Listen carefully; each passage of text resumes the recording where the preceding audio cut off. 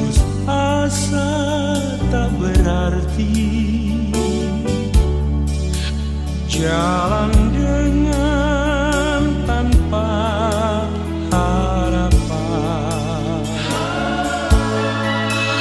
lalu tangan yang berlubang paku menjamah jadi hidup baru, dan kayu yang kasar mengubahkan jalan hidup yang penuh kegagalan.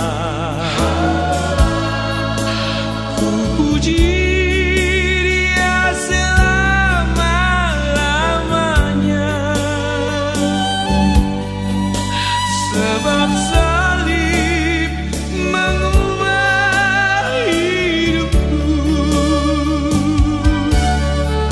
dan ku yakin darah Yesus yang suci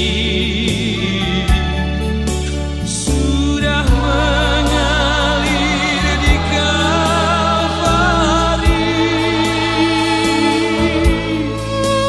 Bila zaman berlalu, dunia mendebu, ku tetap pegang salib itu.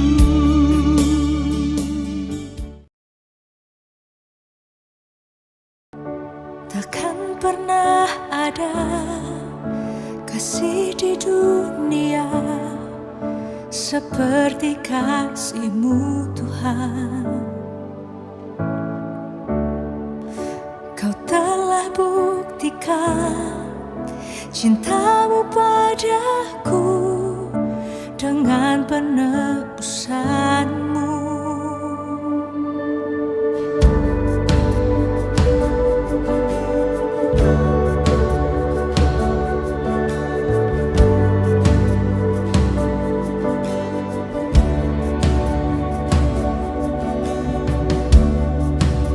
Takkan pernah ada kasih di dunia seperti kasih-Mu Tuhan.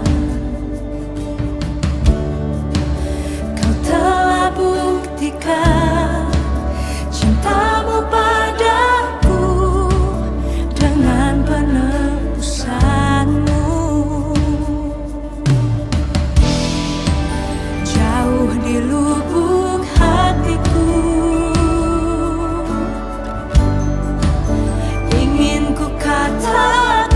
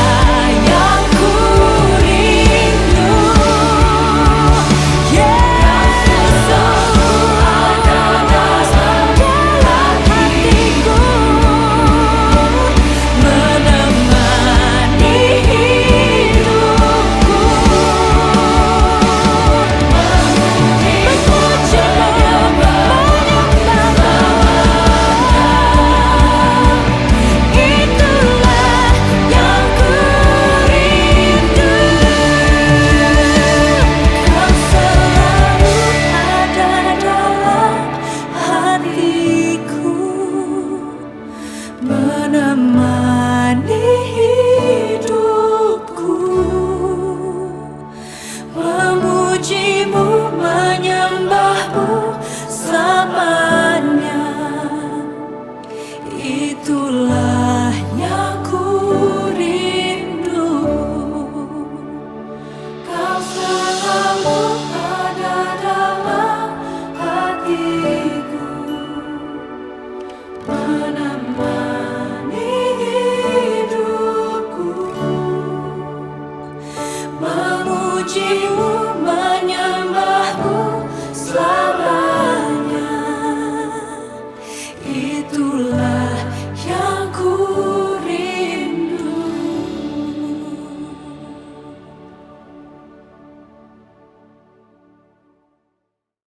Oke, shalom semuanya. Ya, saya sangat bersuka cita ada di tengah-tengah Bapak Ibu saudara sekalian. Walaupun saya sudah sering pelayanan di Jember, dari Surabaya ke Jember selalu lewat Lumajang, tapi saya baru menyadari bahwa baru kali ini saya khotbah di Lumajang. Baru kali ini dan di gereja ini selama puluhan tahun saya melayani Tuhan, jadi luar biasa. Terima kasih untuk kesempatan yang diberikan. Tadi nama saya sudah disebutkan, Yakub Trihandoko. Ada banyak Yakub, tapi hanya ada satu yang kalau disingkat itu paling indah. Yakub Trihandoko disingkat dengan YTH. Dan begitulah cara orang-orang milenial, adik-adik yang milenial memanggil saya dengan sebutan YTH. Dan saya suka dengan sebutannya, karena kita tahu bersama ada hamba Tuhan lain yang mungkin lebih kaya, lebih terkenal, lebih sukses daripada saya, tapi yang YTH cuma ada saya saja. Dan tadi sudah disebutkan beberapa pelayanan saya. Mungkin ada satu kata yang tadi muncul beberapa kali dan kita bingung kata itu artinya apa, yaitu apologetika. Ada yang tahu apa itu apologetika? Nah, apologetika itu adalah bagaimana kita memberikan pembelaan kalau ada orang yang mempertanyakan, meragukan atau menyerang doktrin-doktrin utama yang kita percayai. Jadi ini bicara tentang doktrin-doktrin dasar di dalam kekristenan.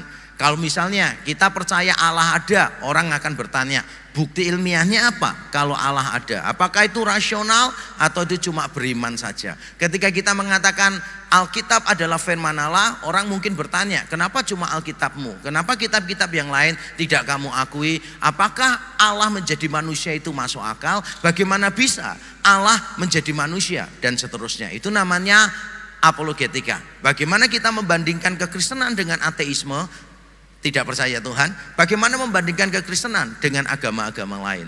Nah, mengapa saya menjeburkan diri, itu lebih tepat, menjeburkan diri ke dalam pelayanan apologetika? Karena saya pernah menjadi ateis pada waktu sekolah teologi. Keren banget. Biasanya orang itu ateis bertobat baru sekolah teologi. Saya tidak. Saya masuk sekolah teologi dan saya jadi ateis di sana. Kenapa? Karena saya punya banyak pertanyaan dan dosen saya tidak memberikan jawaban. Bahkan ketika saya banyak bertanya, saya diomongin gini, hati-hati loh ya, banyak tanya kamu sesat. Saya bingung karena dari kecil saya diajarin malu bertanya. Itu yang saya pelajari, malu bertanya sesat di jalan. Ternyata yang saya dapati banyak bertanya dikira sesat. Dan puncaknya adalah ketika saya bertanya sesuatu tentang Alkitab, karena saya membandingkan versi Inggris dengan versi Indonesia, berbeda sekali. Lalu saya tanyakan, kenapa ini berbeda? Dosen saya berkata begini, kamu tunggu sebentar, setelah kelas saya akan jawab. Wah, saya seneng dong. Setelah kelas dijawab itu berarti apa? Berarti jawabannya mendalam sekali dan teman-teman saya golongan lemah ini tidak mungkin bisa memahami penjelasan dosennya kan. Wah, saya berharap dapat jawaban yang luar biasa. Tapi ternyata yang dilakukan dosen saya adalah saya dipanggil maju lalu disuruh berlutut dan dia topang tangan. Nah, pada saat saya berlutut di topang tangan, saya noleh ke samping. Biasanya kan kalau pemberkatan nikah kan ada pasangannya ya, jadi dua langsung ditopangin tangan. Saya noleh ke samping, kok nggak ada orang nih. Saya sudah mulai was-was ini, saudara. Ternyata saya didoakan dan doanya begini, dalam nama Yesus semua roh pikiran kritis, roh kesombongan, roh teologi, saudara sudah tahu ujung-ujungnya kemana semua roh itu kan, gitu. Ditengkingin keluar semua, saudara. Sejak didoakan itu, Saya menganggap kekristenan omong kosong.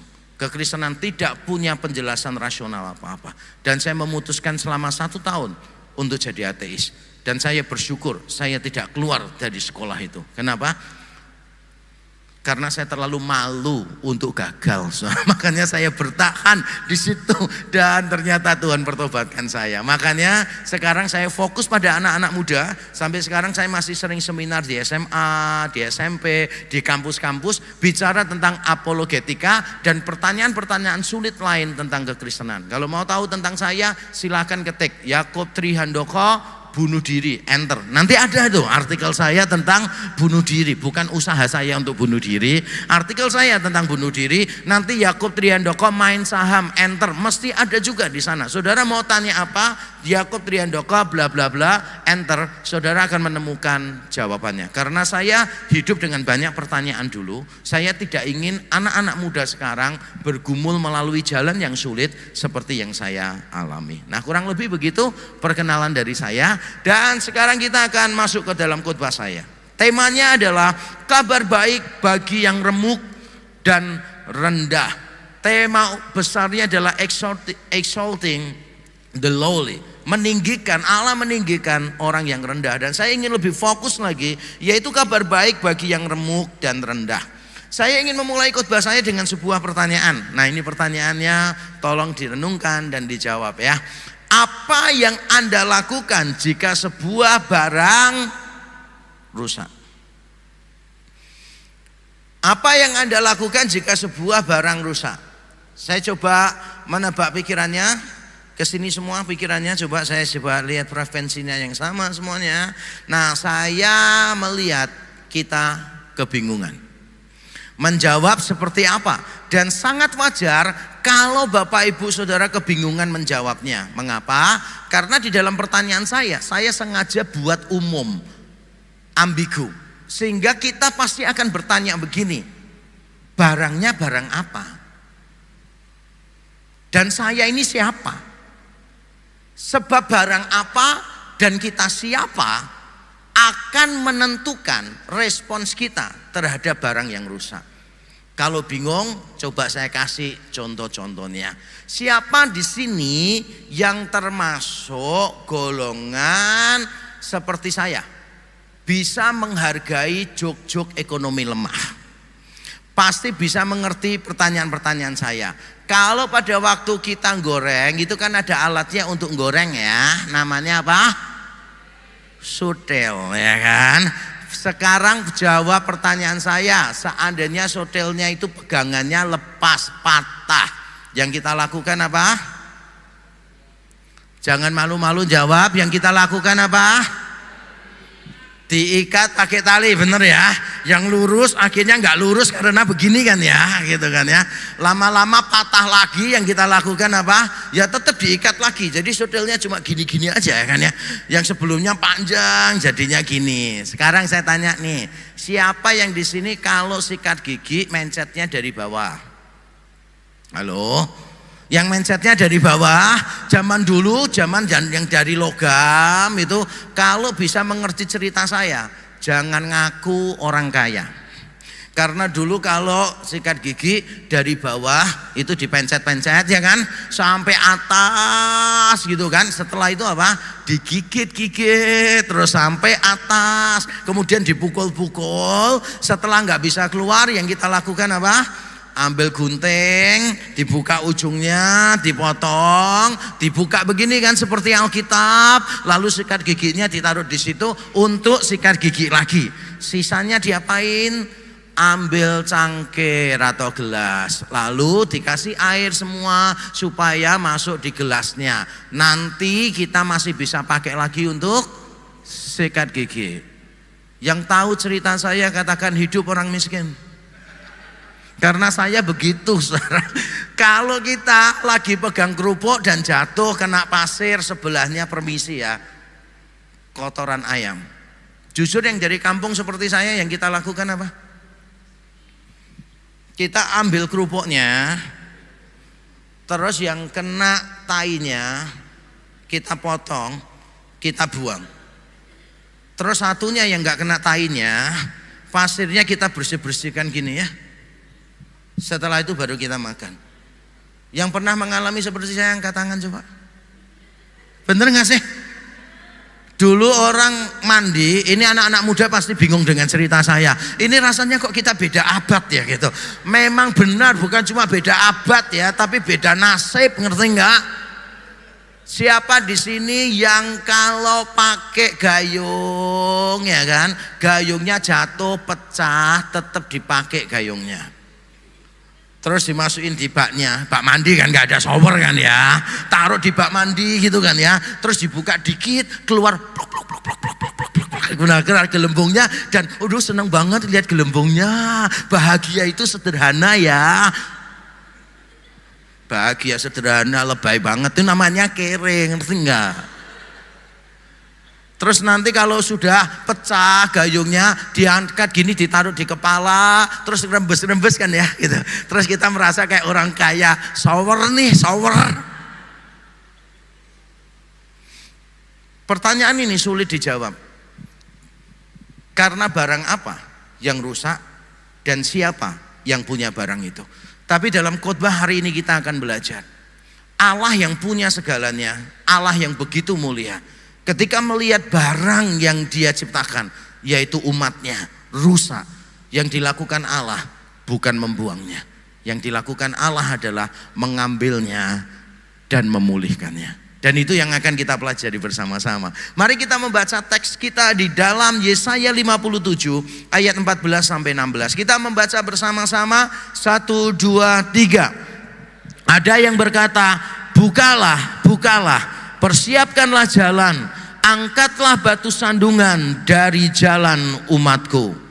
Sebab beginilah firman yang maha tinggi dan yang maha mulia, yang bersemayam untuk selamanya dan yang maha kudus namanya.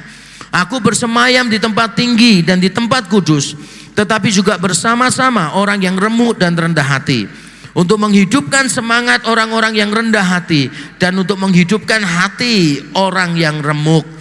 Sebab bukan untuk selama-lamanya aku hendak berbantah, dan bukan untuk seterusnya aku hendak murka, supaya semangat mereka jangan lemah lesu di hadapanku, padahal akulah yang membuat nafas kehidupan. Amin. Amin. Yesaya melayani pada waktu bangsa Israel dan bangsa Yehuda sebelum dibuang ke dalam pembuangan. Kita tahu bahwa bangsa Israel dan bangsa Yehuda kan pecah jadi dua. Setelah Salomo mati, kerajaannya pecah jadi dua. Yang satu kerajaan utara namanya Israel, yang satu kerajaan selatan namanya Yehuda. Dan banyak raja penerus dari Salomo, banyak, tidak semua, hampir semua adalah raja-raja yang tidak mengasihi Tuhan. Lalu Tuhan menghukum raja-raja itu, menghukum rakyatnya yang juga tidak setia kepada Tuhan.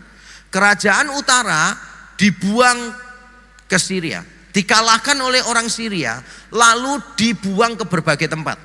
Kerajaan selatan yaitu Yehuda dikalahkan oleh Babel, lalu dibuang ke Babel.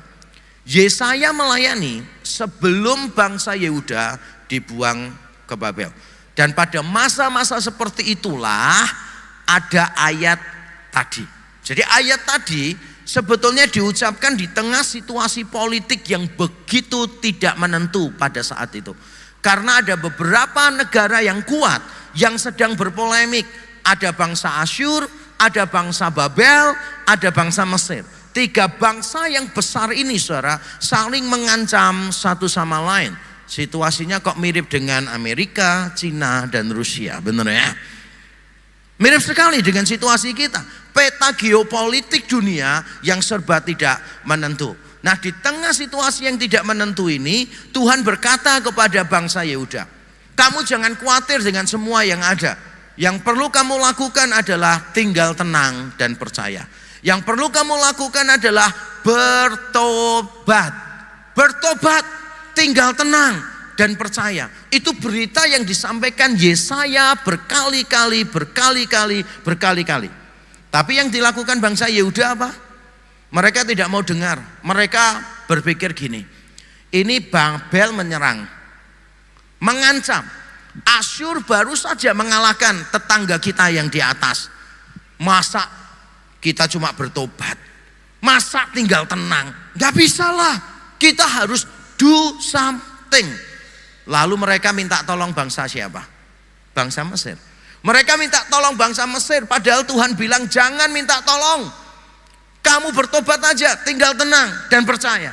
Mereka tetap minta tolong bangsa Mesir. Dan keadaan mereka kita sudah bisa tebak. Semakin minta tolong Mesir, keadaan mereka semakin buruk, semakin buruk, semakin buruk. Dan akhirnya mereka dibuang ke Babel. Ayat yang kita baca adalah berita tentang restorasi, tentang pemulihan, yang mungkin bisa dipahami dalam salah satu di antara dua cara ini. Ini bisa bicara tentang restorasi spiritual sebelum bangsa Yehuda dibuang ke Babel. Jadi tepat sebelum mereka dibuang di Babel, Yesaya sudah melihat, oh kamu ini semakin buruk, semakin buruk, semakin buruk. Kamu sebentar lagi akan mengalami kehancuran. Lalu Yesaya berkata, jangan takut, Tuhan memulihkan engkau. Tapi ada juga orang lain yang menafsirkan begini, bangsa Yehuda sebetulnya sudah dibuang. Lalu ada berita pemulihan ini, restorasinya secara politis, secara spiritual. Kamu sekarang dikalahkan oleh Babel, tapi jangan khawatir, karena Tuhan akan memulihkan hidupmu. Ada kemungkinan restorasinya secara spiritual saja, ada kemungkinan restorasinya secara politik dan secara spiritual. Manapun yang benar tidak penting bagi kita sih. Saya menceritakan ini supaya kelihatan kalau saya pernah belajar teologi dan lumayan pintar. Cuma itu aja kepentingannya. Tentu saja tidak. Saya menceritakan ini supaya kita bisa tahu konteksnya apa. Karena kalau kita tidak tahu konteksnya, kita tidak bisa memahami sebuah berita. Contoh nih, kalau istri saya berkata kepada saya begini, Pak, air galon habis. Kira-kira saya menjawab apa? Apakah saya akan menjawab, oh terima kasih untuk informasinya? Enggak sih. Karena kita harus tahu konteksnya. Ketika istri berkata, itu berarti istri bersabda. Jadi ketika istri saya misalnya mengatakan, Pak, air isi ulang di atau galonnya habis, itu artinya apa? Dia minta tolong saya untuk mengganti galonnya. Paham suami-suami di sini? Ketika istri mengatakan, Pak, atap bocor, bunyi tik tik tik. Saudara jangan bilang, loh itu ajakan untuk kita untuk menyanyikan lagu. Tik tik tik, bunyi hujan di atas genting. Nanti saudara pasti tidur di teras depan, ngerti nggak? Perlu tahu konteksnya. Kalau saudara nggak tahu konteksnya, saudara nggak mungkin bisa memahami sebuah kalimat. Saya sering pakai contoh ini. Saya makan di restoran bersama dengan istri saya, dengan anak saya nomor 2 dan pacarnya dia. Habis jogging bersama, lalu makan. Nah, pada waktu masuk ke restoran itu ada tulisan gini, ngamen gratis. Nah, setelah makan saya ngomong tuh sama pacarnya anak saya, kamu mau nggak makan ini gratis? Masa bisa? Dia panggil kami papi mami. Masa bisa papi gratis? Bisa, ada tulisannya ngamen gratis. Jadi kamu ke kasir nyanyi beberapa lagu, nanti gratis. Kenapa? Ada tulisannya ngamen gratis. Saya yakin kita berkata konyol sih, maksudnya tidak begitu. Tapi bisa nggak saya tafsirkan begitu? Bisa, tapi konteksnya tidak begitu. Maka memahami konteks akan sangat penting ketika kita memahami hal ini. Nah, kalau kita sudah tahu konteksnya, sekarang kita akan fokus pada kabar baiknya. Kabar baiknya apa? Nah, kabar baiknya begini nih. Ayat yang ke-14. Ada yang berkata, bukalah, bukalah, persiapkanlah jalan, angkatlah batu sandungan dari jalan umatku. Indonesia itu pakai kata menarik sekali ya. Bukalah, bukalah gitu.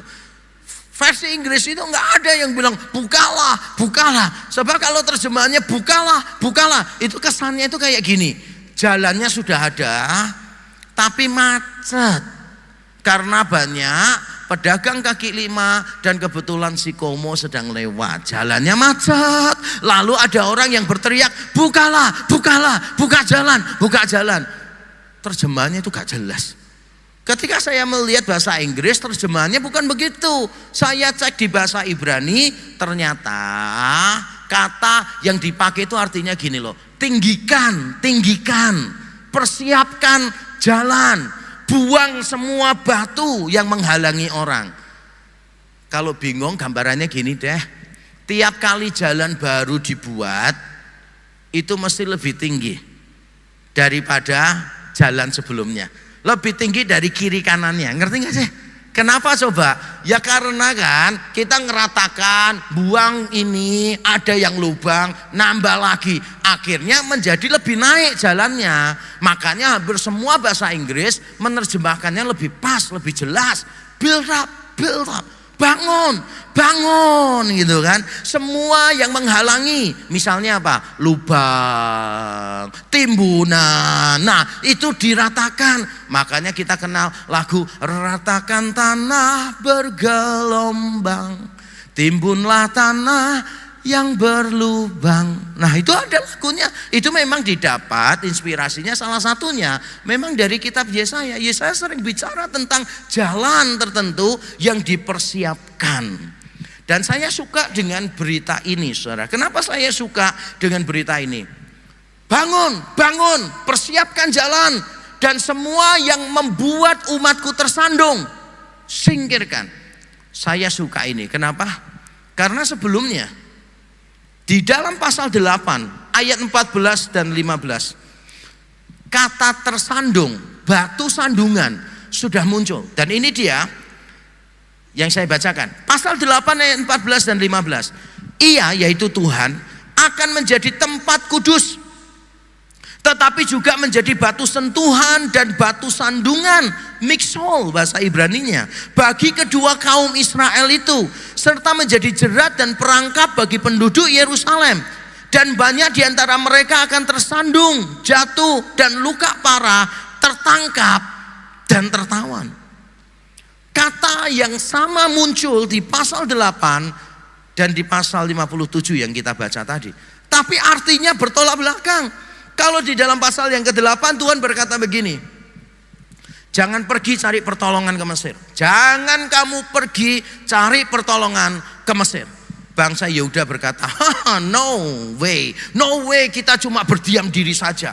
Ancaman datang di segala arah dan kita cuma berdiam diri. No way. Mereka tetap minta tolong Mesir. Dan Tuhan berkata begini, kalau kamu tetap minta tolong Mesir, aku pastikan nanti jalannya penuh lubang. Aku sendiri yang akan jadi batu sandungan buat kamu.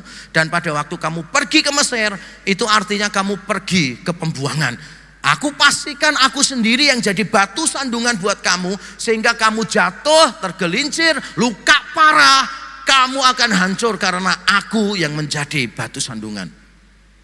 Itu di pasal 8. Tapi sekarang pemulihan Tuhan janjikan. Tuhan malah berkata, batu sandungan yang lain-lain buang semua. Tuhan sekarang bukan jadi batu sandungan. Tuhan sekarang jadi orang yang mengambil batu sandungan itu. Karena umatnya sedang dipulihkan balik lagi. Dan Tuhan tidak ingin umatnya tersandung seperti sebelumnya. Wow, ini berita restorasi yang luar biasa sih. Kita ini seringkali sama seperti bangsa Yehuda. Tuhan sudah bilang, ayo cari pacar gak usah pakai dukun, ngerti gak? Tapi tetap merasa kalau nggak pakai dukun mana bisa dapat gitu kan. Jadi akhirnya tetap pakai dukun, ya kan, bener nggak sih gitu kan. Terus akhirnya salah pilih. Ya udah jelas lah milih pasangan hidup pakai dukun. Terus Tuhan sudah kasih tahu, jangan, kamu kalau bisnis nggak usah lah pakai pesugihan gitu, nggak usah. Jalan bersama Tuhan. Ngomongnya apa? Semua pakai kok saya nggak pakai. Itu namanya gila. Lalu mulai pakai, setelah pakai semuanya jadi hancur, rumah tangganya hancur, bisnisnya lalu hancur, semuanya habis gitu. Kalau saudara jadi Tuhan, sudah ngomongin, jangan lakukan, tetap dilakukan. Jangan lakukan, tetap dilakukan. Jangan lakukan, tetap dilakukan. Lalu hancur. Yang saudara lakukan apa? Saudara akan biarkan. Tapi Tuhan tidak loh. Melihat barang yang dia ciptakan hancur, Tuhan menjanjikan pemulihan. Bahkan di tengah kehancuran mereka, Tuhan itu masih memanggil mereka sebagai umatku. Tadi kita baca di Yesaya 57 ayat yang ke-14. Bukalah, bukalah, persiapkanlah jalan, angkatlah batu sandungan dari jalan umatku. Umatku, bayangkan gak sih? Umatku, ini umat yang menentang Tuhan berkali-kali, yang Tuhan sudah bilang jangan, dilanggar terus. Bahkan Tuhan berkata, kalau kamu jalan terus minta tolong ke Mesir, tidak taat kepadaku, aku yang akan jadi batu sandungan, kamu akan jatuh hancur. Tetap dilanggar, sikat terus. Akhirnya benar-benar keadaannya hancur. Tetap loh, Tuhan itu panggilnya apa? Umatku. Dari sini kita belajar begini, saudara. Kita kadangkala menjadi umat yang nakal, tetapi kita tidak mungkin menjadi umat yang ditinggalkan.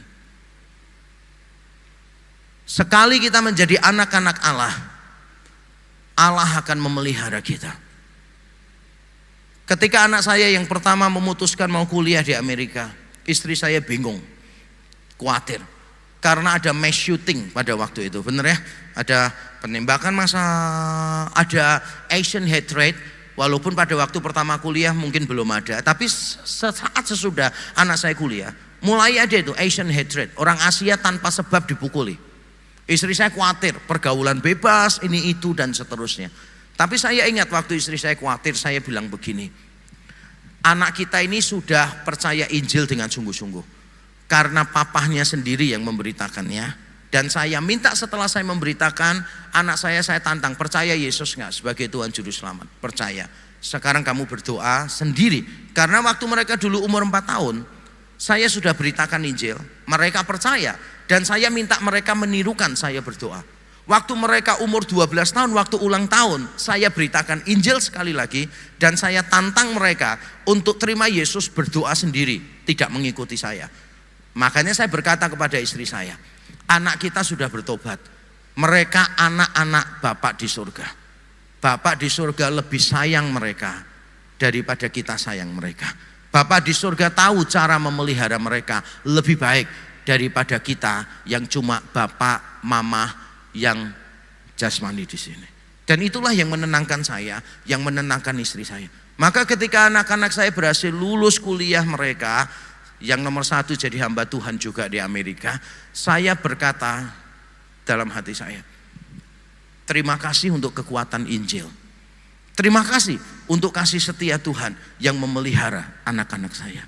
Saudara, kita mungkin bisa nakal. Mungkin ada di antara saudara di sini yang saat ini sedang merasa hidupmu jauh dari Tuhan. Engkau merasa begitu jijik dengan hidupmu.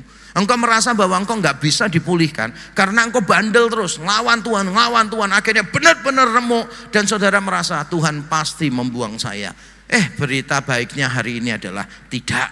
Tuhan akan memulihkan kita. Kita tetap jadi umatnya. Yang setuju katakan amin. Berita ini kan kelihatannya biasa banget ya.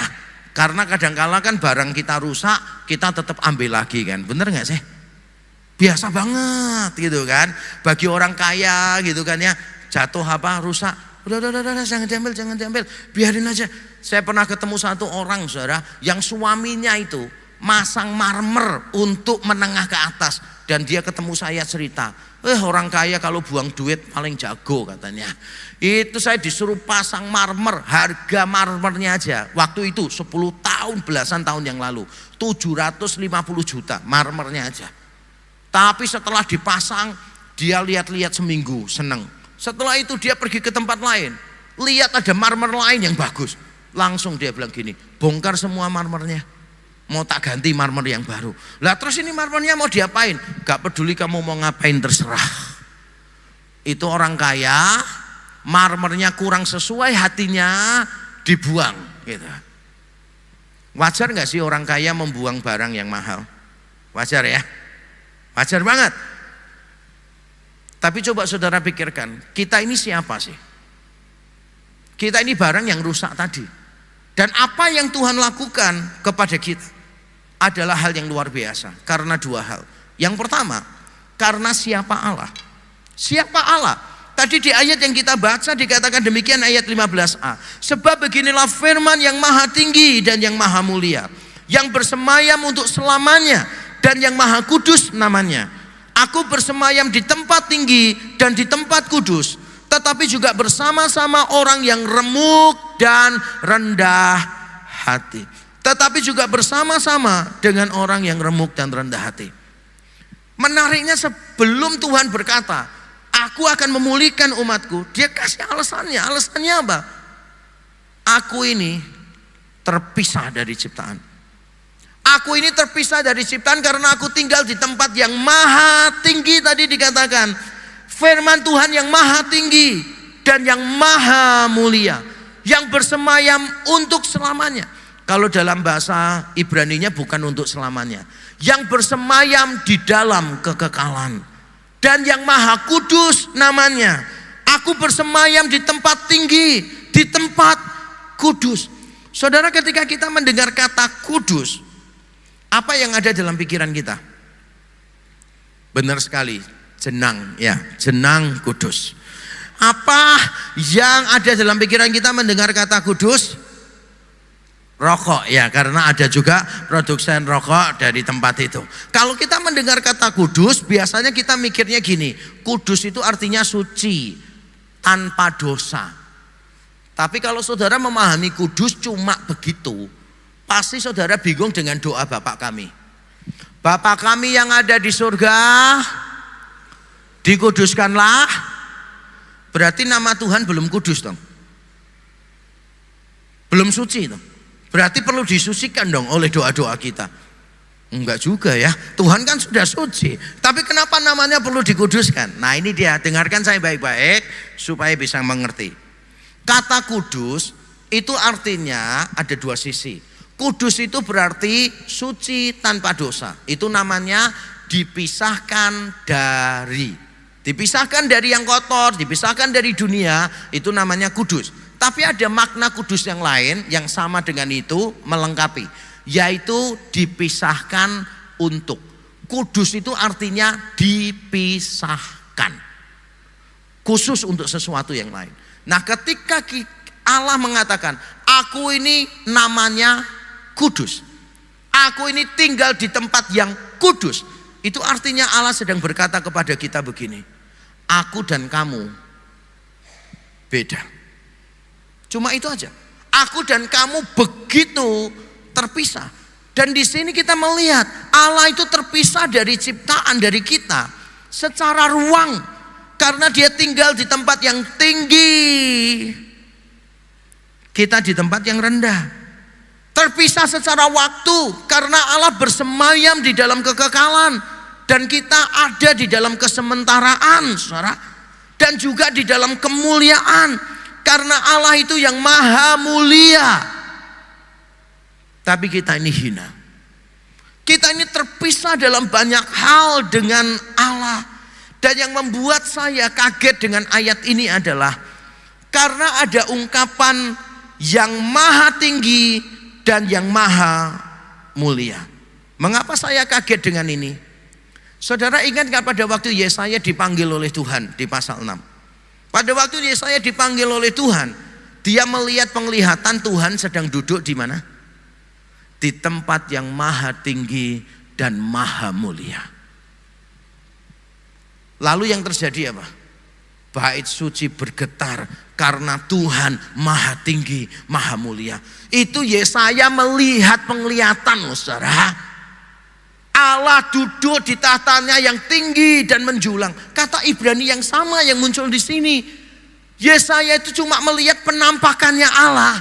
Yesaya ketakutan dan berkata, celaka aku orang berdosa, aku tinggal di tengah bangsa yang najis bibir. Bahkan bait Allah pun goncang, saudara. Para serafim, malaikat-malaikat tutup wajah mereka dengan sayap karena mereka tidak tahan melihat kemuliaan Allah. Mereka tutup kakinya dengan sayap karena kaki dan alat kelamin itu tanda kehinaan. Malaikat serafim di sekitar tahta Allah harus tutupi begini, saudara. Bait Allah gemetar. Yesaya teriak, aku orang berdosa, aku celaka, aku pasti mati, aku pasti mati. Allah yang seperti itulah yang datang dan memungut saya dan memungut saudara.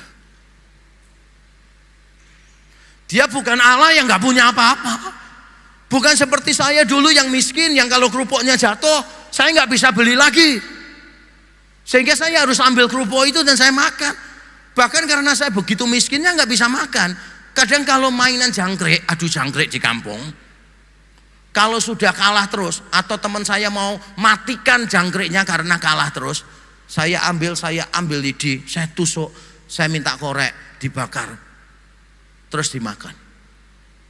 Tapi itu saya miskin. Melihat barang yang jatuh, berharga untuk saya ambil. Tapi Allah kita itu bukan itu loh, saudara. Allah kita itu maha mulia, maha tinggi, kudus, terpisah dari semua kita. Dia diam di dalam kekekalan. Dia nggak butuh apa-apa sih. Dia nggak butuh apa-apa. Kalau dia butuh apa-apa wajar kalau dia memungut kita, karena dia masih butuh kita. Tapi Allah tidak pernah membutuhkan kita. Kitalah yang membutuhkan Tuhan. Makanya kalau kita dipakai dalam pelayanan, jangan sok merasa dibutuhkan gitu loh, saudara.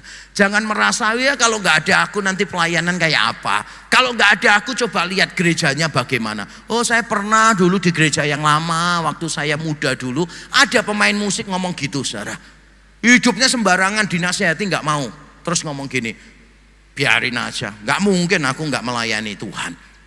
Kalau nggak ada aku, terus apa yang main musik? Lalu saya panggil dan saya ngomong, kamu nggak usah main lagi. Sebelum kamu bertobat, nggak usah main lagi. Terus dia bilang gini, kalau nggak ada aku nanti bagaimana gerejanya? Saya jawab, gerejanya akan baik-baik saja. Nggak apa-apa. Dan buktinya tanpa dia, gereja semakin berkembang juga.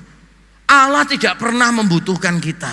Sebab kalau saudara mengatakan Allah membutuhkan kita, berarti ada yang kurang dalam diri Allah. Benar gak sih? Kalau saudara mengatakan Allah butuh sesuatu, berarti diri Allah tidak sempurna dan dia bergantung kepada yang lain supaya dia penuh. Maka yang saudara sembah bukan Allah. Kalau Allah berarti dia gak butuh apa-apa di luar dirinya. Kalau dia Allah berarti dia sempurna, penuh pada dirinya sendiri.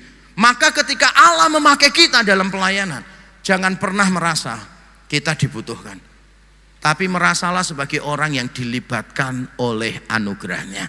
Tanpa kita gereja baik-baik saja, tanpa kita kerajaan Allah baik-baik saja. Sungguh saya dulu pikirannya terlalu sombong. Saya kalau seminar-seminar ada anak muda tanya tentang imannya, dan saya merasa jawaban saya itu kurang memuaskan menurut saya. Walaupun dia puas, tapi menurut saya nggak puas. Malam itu saya baru sadar, aduh saya jawabnya begini. Tahu nggak dulu waktu saya masih punya berhala pengakuan, masih sombong, mencari prestasi demi prestasi supaya saya kelihatan keren. Dulu saya nggak bisa tidur. Saya berkata begini dalam hati, nasibnya anak itu bagaimana ya nanti kalau dia murtad ya, kalau dia nanti jadi ateis bagaimana ya, kalau nanti dia jadi agnostik kayak saya dulu, jadi ateis kayak saya dulu bagaimana ya. Tapi akhirnya Tuhan sadarkan saya ini bukan Mesias untuk semua orang kok. Paham maksud saya? Kita ini bukan juru selamat kok. Kita ini hanya dilibatkan Tuhan untuk satu hal saja. Kita tidak dijadikan Tuhan juru selamat untuk semua orang. Maka saya belajar untuk tenang bersama dengan Tuhan. Ketika Allah memungut kita, itu hal yang luar biasa. Yang pertama karena siapa Dia, siapa Allah. Yang kedua, mengapa ketika Allah memulihkan kita dan memungut kita, adalah sesuatu yang luar biasa. Yang kedua, karena siapa kita. Dikatakan demikian di ayat 15b, saudara. Saya bacakan dari 15a. Aku bersemayam di tempat tinggi dan di tempat kudus, tetapi juga bersama-sama orang yang remuk. Perhatikan R yang dipakai, bukan G ya. Bersama-sama dengan orang yang remuk dan rendah hati, untuk menghidupkan semangat orang-orang yang rendah hati, dan untuk menghidupkan hati orang-orang yang remuk. Di sini kita belajar yang diambil Tuhan, yang dipungut Tuhan, itu orang yang remuk, dan bahasa Indonesia menambahkan rendah hati. Nanti saya terangkan artinya rendah hati di sini kurang pas sebetulnya bahasa Indonesia. Tapi anyway, untuk sekarang kita perlu ingat gini. Ini remuk dan ini rendah. Bayangkan ya, saya kasih contoh nih. Saudara itu punya celengan. Tahu ya celengan? Celengan itu disebutnya celengan karena dari kata dasar celeng. Mengapa kok namanya celengan ya? Padahal bentuknya kan ayam, ya kan, kodok, bentuknya apapun ya, tetap namanya apa? Celengan. Yang tahu bahasa Inggris ngerti sih. Karena dalam bahasa Inggris celengan itu artinya apa? Piggy bank. Jadi kayak bank yang ada pignya, babi. Jadi mungkin dulunya semua bentuknya itu babi. Makanya disebutnya celengan. Tapi untuk konteks Indonesia kan babi agak sedikit bermasalah. Jadi mungkin diganti ayam, diganti ini, bla bla bla bla bla bla. Misalnya bakpao, ya kan, bakmi. Oh, depannya aja sudah jelas kok, bak. Saudara berharap apa? Kalau depannya bak itu artinya apa? Yang jual pasti perempuan. Ngawur, bukan. Bak itu babi artinya ya. Bak itu babi. Tapi sekarang ada bakpao ayam, ya kan, bener ya gitu kan. Ada macam-macam. Nah, kurang lebih gitulah ya. Coba, itu nggak penting sih. Ngapain saya ceritain tadi yang nggak penting. Nah, nanti saudara bingung pulang rumah ditanya tema khotbahnya apa? Celengan ya. Enggak sih, enggak. Seandainya saudara punya celengan, genteng, saudara punya barang keramik yang murah terus pecah, yang saudara lakukan apa? Saudara langsung buang. Berarti saudara bukan orang yang miskin sekali. Sebab kalau saudara miskin sekali, saudara tidak melakukan itu. Saya dulu saking miskin ya, kalau sikat gigi tidak ada odol, yang saya lakukan apa? Saya ngambil pecahan genteng atau batu bata, terus ditumbuk sampai halus ya. Nggak usah dikunyah ya, nggak ada rasanya soalnya. Ditumbuk sampai halus, setelah ditumbuk sampai halus, tangan kita jarinya dikasih air, terus kita masukkan ke yang hancur-hancur tadi, lalu kita gosok gini, ya kan? Sungguhan, loh anak-anak muda bingung kan? Saya ini manusia, sama seperti kalian, ngerti nggak? Saya ini ya tidak terlalu tua, cuma memang terlalu miskin sehingga yang saya ceritakan kalian itu nggak paham. Yang coba yang pernah menghancurkan batu bata, genteng, terus dibuat sikat gigi, coba angkat tangan, saya mau tahu. Loh ya kan? Benar, ada loh, benar. Makanya saya sekarang baru sadar kenapa dokter gigi saya ngomong, ini emailnya Koko kok nggak ada ya. Dari mana masih punya email gigi, ngerti nggak sih? Wong kena genteng terus ya kan, emailnya tambah lama tambah rusak kan begitu. Nah kalau itu saya orang miskin, semua yang pecah tetap berharga buat saya ambil. Walaupun itu murah, tapi saya tahu bagi bapak ibu saudara yang kaya, celengan pecah, ya udah buang aja toh. Genteng pecah, ya udah buang aja. Keramik pecah, ya udah buang aja. Kenapa? Karena saudara kaya dan ini rosokan. Tapi coba saya tanya yang kaya-kaya ya, kalau uang 100.000 jatuh, diambil nggak? Tetap diambil.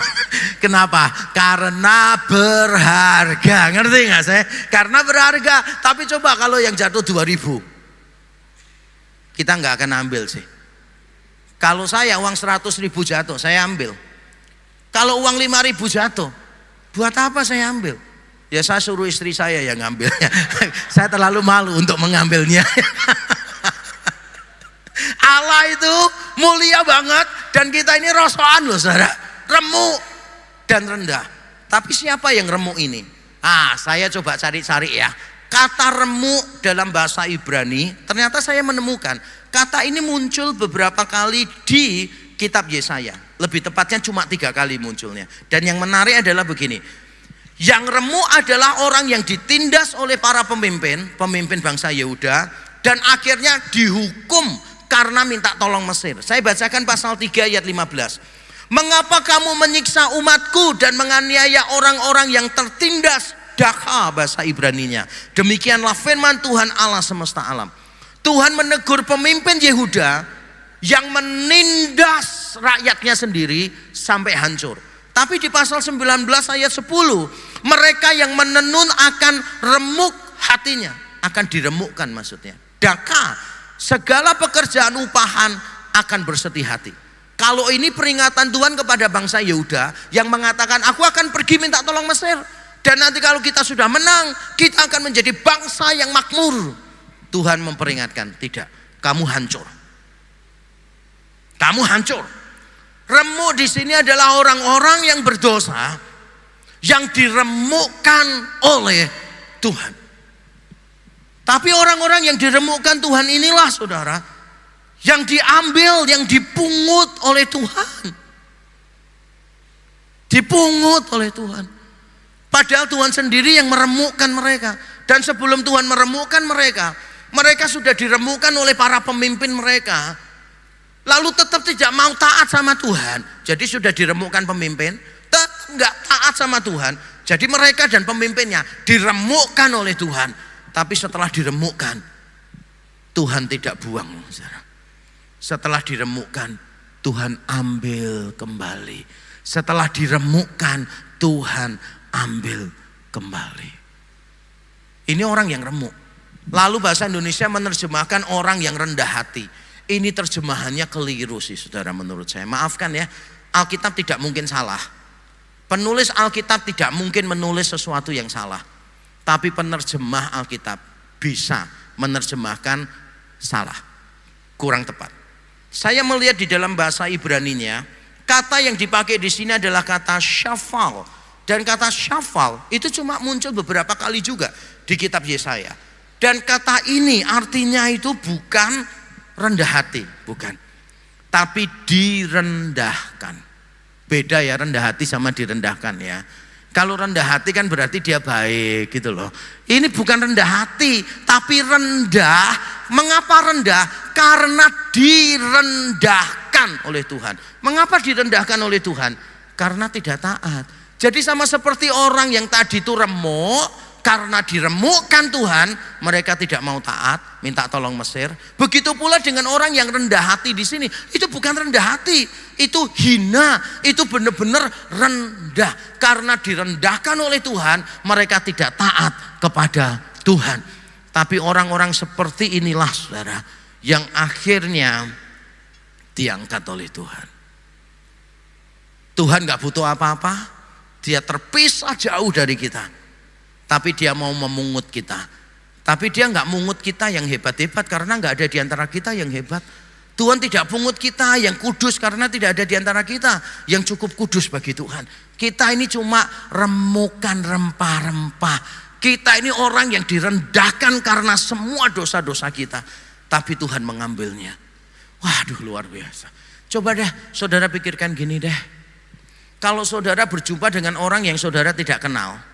Yang satu pakai pakaian yang bagus, yang satu pakai pakaian yang biasa. Saudara lebih menghargai yang mana? Kalau bingung saya kasih contoh yang lebih jelas deh. Saudara lihat orang baru, saudara nggak kenal dua-duanya. Yang satu pakai sepatu Adidas, yang satu pakai sepatu Adundas. Kira-kira saudara lebih menghargai yang mana? Benar kan ya?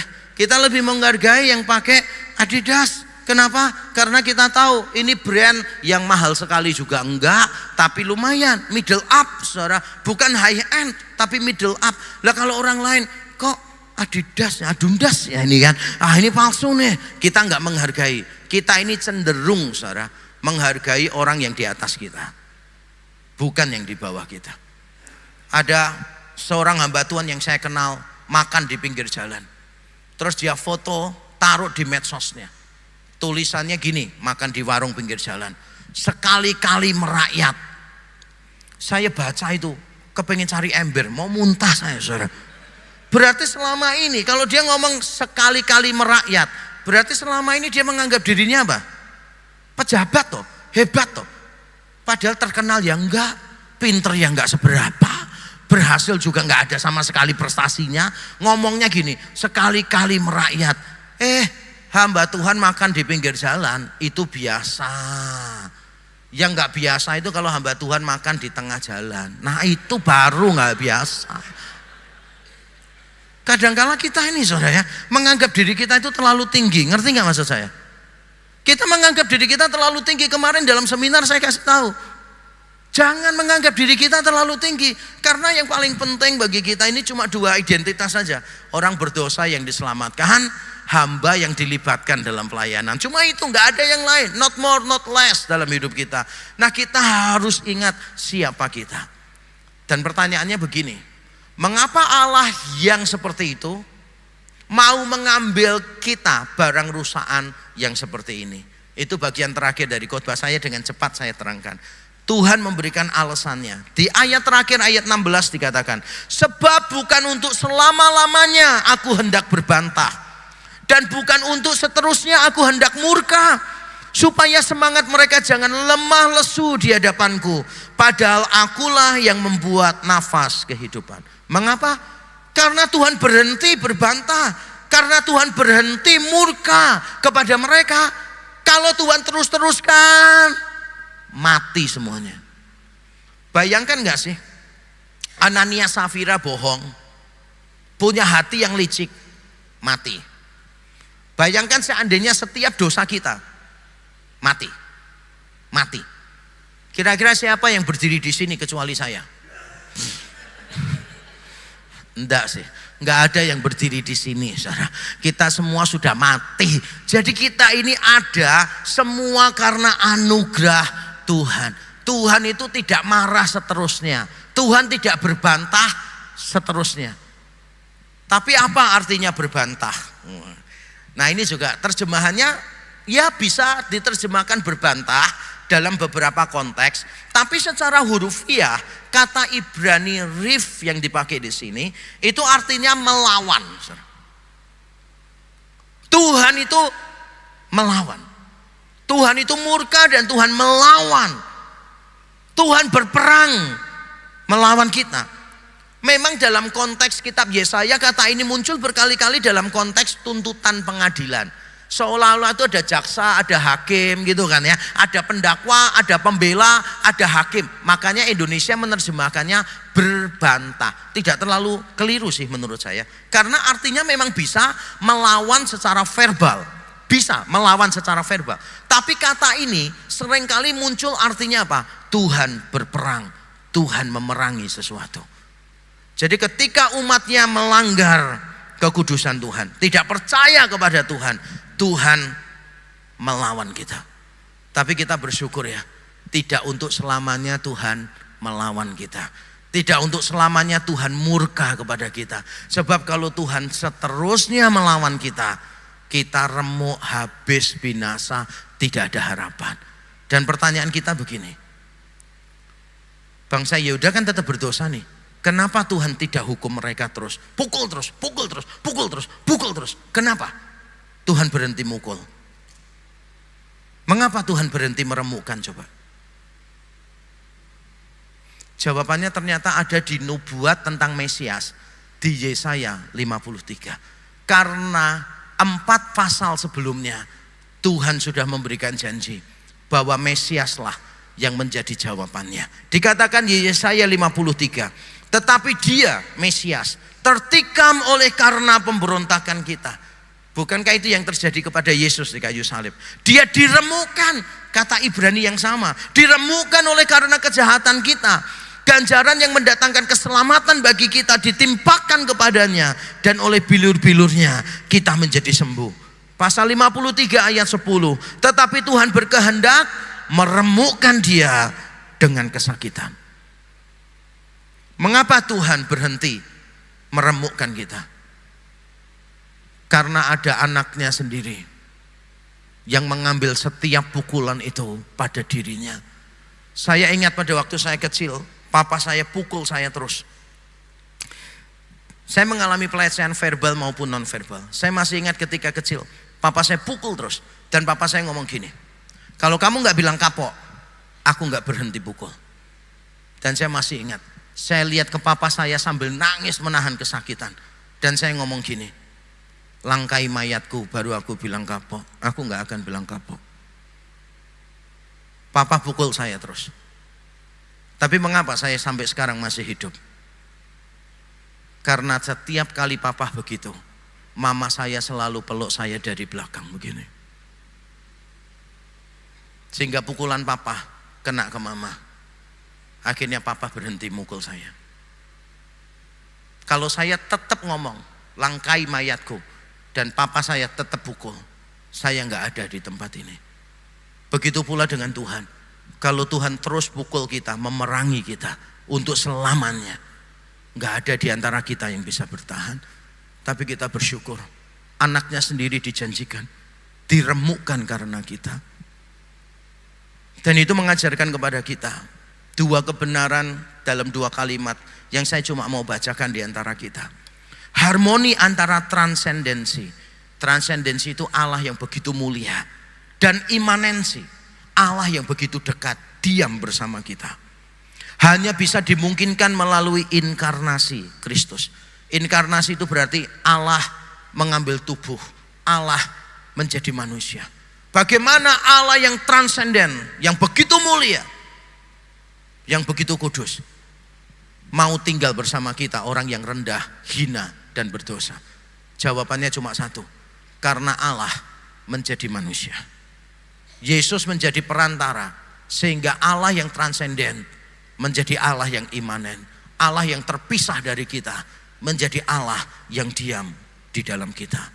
Dan kalimat yang terakhir, salib Kristus memuaskan semua sifat Allah, kekudusan Allah, keadilan Allah, kekuasaan Allah, dan kebijaksanaan Allah. Ada orang yang pernah bertanya kepada saya berapa kali di seminar-seminar saya, bisa tidak Allah menyelamatkan manusia tanpa dia sendiri menjadi manusia?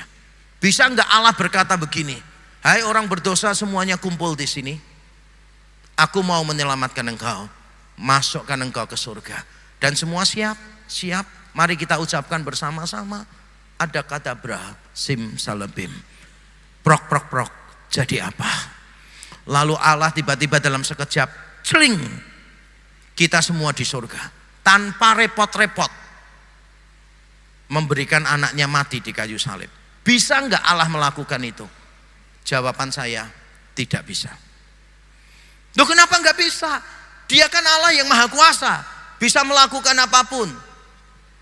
Iya, tapi dia tidak bisa melawan sifat-sifatnya dia yang lain. Setiap tindakan Allah harus sesuai dengan semua sifatnya. Kalau Allah melakukan itu, berarti dia melanggar kekudusannya. Orang berdosa kok bisa kumpul sama dia yang kudus? Kalau Allah melakukan tadi, berarti Allah melanggar keadilannya. Orang berdosa kok tidak dihukum? Justru di dalam salib itulah kita melihat kasih Allah. Allah mengasihi kita, memberikan anaknya. Di salib itulah kita melihat kekudusan Allah, karena darah Kristus menghapuskan semua dosa-dosa kita. Di salib itulah kita melihat keadilan Allah, karena orang berdosa dihukum, tapi hukuman kita ditanggung oleh Yesus Kristus. Di salib itulah hikmat Allah dinyatakan, karena siapa yang akan berpikir kita selamat melalui salib? Karena banyak orang berpikir waktu itu di abad pertama, salib tanda kehinaan. Tetapi bagi kita, salib tanda kemuliaan. Dan itu hikmat Allah yang gak pernah dipahami oleh siapapun. Saudara, di dalam saliblah keadilan Allah dipuaskan, kekudusan Allah dipuaskan, kasih Allah dipuaskan, hikmat Allah dipuaskan. Sehingga Allah tidak selama-lamanya menghukum kita, Allah tidak selama-lamanya marah kepada kita. Saya ingin hari ini menantang saudara semua, Mungkin ada di tempat ini yang selama ini berbuat dosa terus. Engkau merasa terlalu jauh dari Tuhan. Mungkin engkau telah melakukan kesalahan yang begitu fatal sampai engkau gak bisa mengampuni dirimu sendiri. Tapi hari ini, mari datang kepada Tuhan. Mungkin engkau merasa remuk, hancur situasi ekonomimu, keluargamu, apapun kau sedang benar-benar hancur di titik nol. Tapi jangan khawatir, Tuhan tetap datang memungut kita dan memulihkan kita. Mari kita tunduk kepala, kita berdoa. Terima kasih Tuhan untuk firman-Mu. Terima kasih untuk firman-Mu.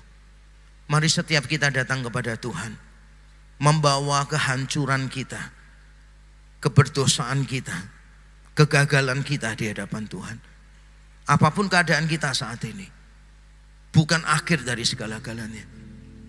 Mungkin engkau datang dengan hati yang hancur, jiwa yang patah. Mungkin tadi malam engkau berdoa dan tidak ingin hidup lagi hari ini. Mungkin engkau sudah capek dengan semua hidupmu. Dan engkau mungkin sudah melakukan kesalahan yang fatal dan sekarang engkau sedang menanggung akibatnya. Dan mungkin engkau berkata, Allah tidak mau lagi mencari aku. Tapi firman Tuhan hari ini adalah jawaban untuk engkau. Tidak peduli seberapa engkau berdosa, Tuhan tetap mengejar engkau dan menjadikan engkau harta kesayangannya. Tidak peduli seberapa remuk engkau, Tuhan tetap memungutnya dan memulihkannya.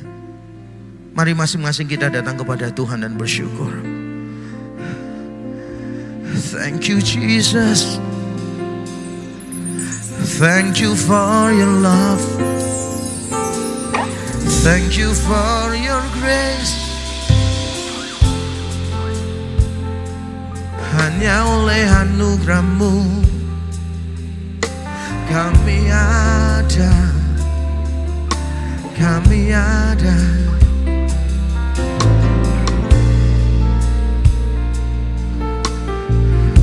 Terima kasih Tuhan. Mari bersyukur untuk salib Kristus. Saya undang kita semua bangkit berdiri. Mari kita bersyukur untuk salib Kristus, untuk keselamatan yang cuma-cuma, yang beranugerah yang Tuhan berikan kepada kita. Mari kita bersyukur kepada Tuhan. Mari datang kepada Tuhan dengan semua kehancuran kita, dengan semua kegagalan kita dan keberdosaan kita. Dan semua katakan thank you, thank you. Terima kasih Tuhan mau memulihkan. Terima kasih Tuhan. Terima kasih Tuhan memungut kami, orang-orang yang remuk ini. Terima kasih. Thank you Jesus. Terima kasih Tuhan. Terima kasih. Terima kasih Tuhan.